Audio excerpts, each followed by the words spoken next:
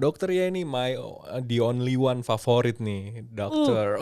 Sabun-sabun dipanggil melulu, tapi ya sudahlah kalau yang manggil berondong siapa boleh buat ya. Oke. Dok, aduh, tadi katanya infonya udah kemari ya. Iya masih gelap. Masya Allah berantakan gak jelas deh. Dan si berondong-berondongnya belum ada. Gue sampai orang lagi setting rak di atas sana. Barusan jadi kuli yang angkat-angkat ya. Okay. Iya. Dok, pernah dengar berita juga ganja medis. Katanya gitu, penggunaan ganja medis gitu kan. Ini bingung nih ganja medis ini apaan nih. Nah, kalau ganja sendiri tuh gimana sih, Dok? Definisinya. Nah, kalau ganja itu kan orang yang biasa manggil, kita nggak usah bicara tentang medis, tapi kita bicara secara umum yang bisa dimengerti semoga ya.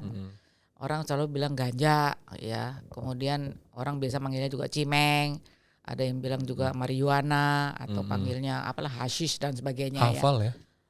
Jelas, bukan berarti gue pakau tahu. Oke. Nah, terus memang di beberapa negara memang ada yang melakukan penelitian atau memang sudah menggunakan ganja sebagai medis. Tapi kita harus tahu dulu ya dia maksud apa ya. Kemudian kita juga harus tahu bahwa ganja itu kan di Indonesia juga termasuk dalam salah satu undang-undang narkotik. Kalau nggak pada undang-undang narkotik tahun berapa ya? Nomor 39 tahun 2009 yang diperbarui kalau nggak salah. Enggak. Dan bagaimana sih penggunaan ganja itu ya? Penggunaan ganja itu ternyata bukan hanya sebagai dihisap tapi juga secara oral. Makanya orang mengatakan bahwa kan ganja bisa dimakan dok untuk obat. Nah, obat apa dulu? Iya. Nah gitu. Sekarang emang yang Gerald tahu untuk obat apa. Siapa tahu nanti gue bisa meluruskan gitu loh. Iya, katanya kan ada macam-macam tuh dok. Sebagai alternatif. Ganja bisa menyembuhkan kanker, ganja bisa menyembuhkan apa ya, misalnya ada anak yang autis seperti itu kan, katanya dengan makan ganja kankernya bisa hilang, autisnya bisa sembuh gitu. Ada yang bilang gitu. Dari dokter sendiri itu gimana dok? Nah oke. Sekarang kita harus tahu ya bahwa yang dimaksud dengan ganja sebagai untuk medis itu adalah bahwa memang bisa dipakai tapi bukan secara medis mengobati seperti mengobati secara langsung ya. Ternyata yang selama ini dipakai yaitu yang sudah dilakukan ya dilegalkan yaitu di Amerika, di Australia, di Eropa, di Thailand juga ya. Bahkan kok di Thailand itu penanaman ganja itu dilegalkan asalkan pohonnya itu didapatnya sama pemerintah. Jadi mungkin pemerintah udah menghitung. Jadi legal bibitnya ya datang dari pemerintah. Dari pemerintah gitu. Jadi bukan ganja-ganja yang sifatnya diperjualbelikan untuk narkotik ya. Nah, kemudian yang dimaksud dengan ganja sebagai obat alternatif itu sebetulnya ganja itu apabila sudah diolah dalam bentuk disebut namanya dronabiol yang biasa digunakan di luar negeri, di Amerika, di Australia dan serta di Eropa, itu gunanya untuk mengobati anoreksia atau gangguan selera makan yang timbul pada pasien-pasien dengan HIV. Itu memang sudah dipakai di sana ya, si dronabiol itu yang turunan dari ganja yang sudah diolah sama mereka. Itu untuk jadi bukan menyebabkan atau mengobati HIV-nya. Ingat, bukan ya. Tetapi gejala HIV salah satunya adalah kehilangan nafsu makan. Nah, itu diberikan obat si dronabiol itu yang turunan dari ganja ya. Ingat ya, jangan itu, salah ya. Itu sahabat Premier ya. Nah, gitu. Kemudian oh ada dok, anak saya butuh ganja karena bisa yang autis tadi deh. Yang autis tadi ya. Autis itu kan ada banyak gejalanya. Mungkin salah satunya gejalanya adalah kejang. Nah, sedangkan obat yang turunan dari ganja apabila sudah diolah di luar negeri bukan di tempat kita ya, itu yang disebut Epidiolex. Itu apabila ditambahkan dengan obat-obat anti kejang, klobasam istilahnya, itu memang bisa digunakan untuk anti kejang pada pasien. Salah satunya pada autis. Jadi ingat bukan autisnya. Ya. Itu alternatif. Sedangkan tadi aja untuk mengobati anoreksia pada HIV itu pun apabila obat yang lain kurang mempan. Bisa juga dipakai untuk orang bilang, "Dok, bisa ngobatin kanker. Yang kanker juga tuh, Dok. Katanya. Bukan kankernya, Masa? darling, bukan ya. Iya. Tetapi orang kanker di kemo. Oke. Akibat kemo mual. Oke. Nah, turunan ganja itu ngobatin mualnya apabila obat-obat anti mual yang biasa kurang Nggak mempan. Dan tidak semua orang bahwa orang habis di kemo kasih ganja bukan. Iya. Untuk yang tidak mempan dengan antiemetik yang konvensional. Obat mah lah ibaratnya begitu ya, salah Kalau satunya bisa kan. gitu kenapa enggak? Wong ada yang lain. Iya. Oleh karena itu di Indonesia kita masih dalam pro dan kontra lah. Tapi intinya yang seperti itu. Jadi pengertian dulu bahwa bukan ngobatin kankernya, bukan ngobatin HIV-nya, bukan itu sih, ngobatin betul. itu aja dulu. Karena banyak yang salah kaprah. Ya. Saya kanker terus konsumsi ganja sembuh. Gitu. Padahal bukan kankernya yang diserang ya. Bukan. Cuman sebagai mual akibat kemo. Oke. Iya. Jadi mempercepat, jadi kemonya lancar gitu ya, lebih ke sana ya. Nah Dok, tapi kalau misalnya ada orang yang bilang begini, misalnya ada yang mau masuk ke kantor, kan biasanya ada tes urin tuh, mau masuk kantor, mau masuk instansi atau apa gitu kan.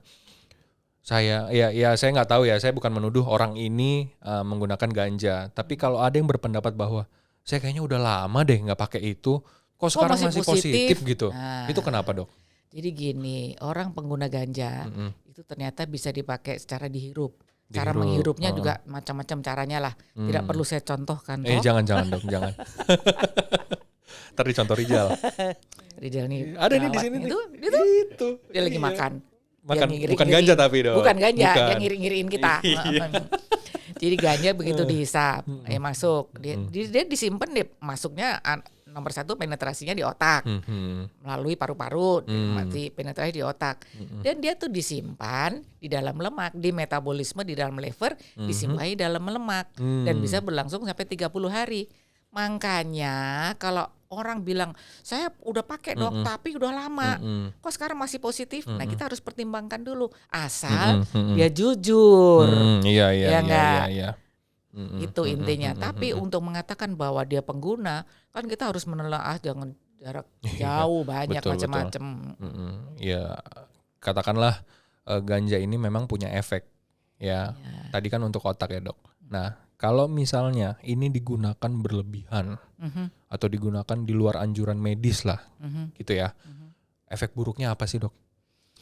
Efek buruknya kan kita bisa jadi makin hari ada toleransi, penggunaannya harus makin diperbanyak karena dia kan adiktif. Dia kan zat adiktif. Apabila penggunaannya tidak sesuai dengan yang dianjurkan, misalnya ini kita pakai sebagai medis misalnya ya, kan ada dosis tertentunya. Ya jangan sampai melewati dosis, jangan sampai menyebabkan toleransi. Toleransi adalah kondisi di mana dia tadinya minum 1 nggak mempan, tapi dia makan 3 nggak mempan tambah. Nah kalau sudah begitu itu bahaya. Itu bisa kita sebut sebagai ketergantungan. Oke. Kemudian kalau dilepas, kemudian timbul gejala withdrawal atau ya. Siap nyanyi lagi nih. Tunggu, si Riza lewat. Gue. Oke. Jadi udah gitu, jangan sampai karena orang yang ketergantungan ya apapun narkotik terutama ganja itu kan bisa ketergantungan fisik dan ketergantungan psikik. Nah, ketergantungan fisiknya bisa jadi cemas karena kalau dia gejala withdrawal dia menghentikannya timbul cemas, bisa depresi, bisa apa. Sedangkan kalau secara fisiknya ya tadi keringetan, mual-mual, muntah, sakit perut, diare. Nah, itu yang harus diwaspadai. Oleh karena itu apabila gue nggak tahu ya kapan dipakai sebagai medis, nggak boleh dijual bebas sembarangan. Nah itu. Nggak boleh. Yang aku pernah denger nih ya, gosip. Teman aku pulang dari Amerika, ya, dia memang sudah lama sekali tinggal di sana. Dia nanya sama aku, Dok, kok di sini ganja nggak boleh sih? Itu udah tahun berapa? 20 tahun yang lalu kali ya. Itu saya bisa tuh sana beli di market-market.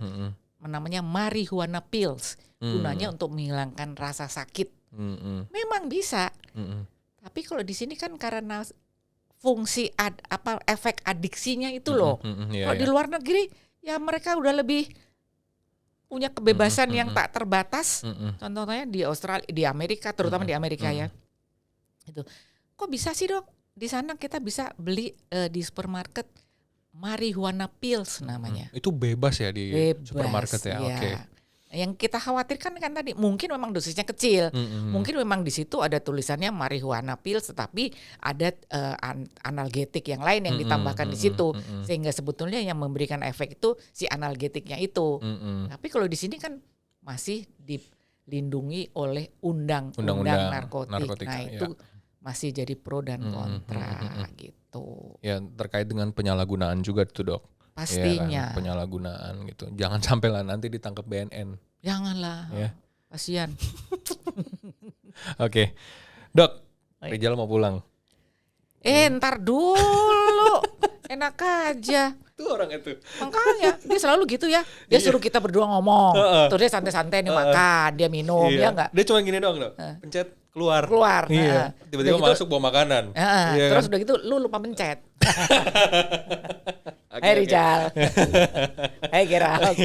Dok, oke. Ini tadi ya yang perlu ditekankan sekali lagi ya dok. Ganja itu bukan menyembuhkan penyakitnya, tetapi dia lebih membuat badan itu merasa respon terhadap penyakit itu berkurang sedikit. Ya betul gejalanya. Bukan jadi berkurang obatinnya. Ya. Bukan obatin si HIV-nya kankernya gitu. Bukan ya. Itu harus yang tahu ya. Ya udah. Oke. Gak usah pakai ganja tapi ya. Enggak dong dok. Masih ada obat yang lain ngapain ya? Aku mah lem aja. Lemper dok. Wah berarti dokter kenyang nih. Kagak, lu kan janji mau kasih makan gua. Siap. Oke deh dok, kalau begitu. Oke, sampai ketemu lagi ya dok. Sampai jumpa untuk hal yang lain. Untuk yang ketiga kali ya. Ini kan baru kedua. Apa boleh buat? Kalau yang manggil berondong apa boleh buat dah? Oke, siap. Oke. Ciao. Bye.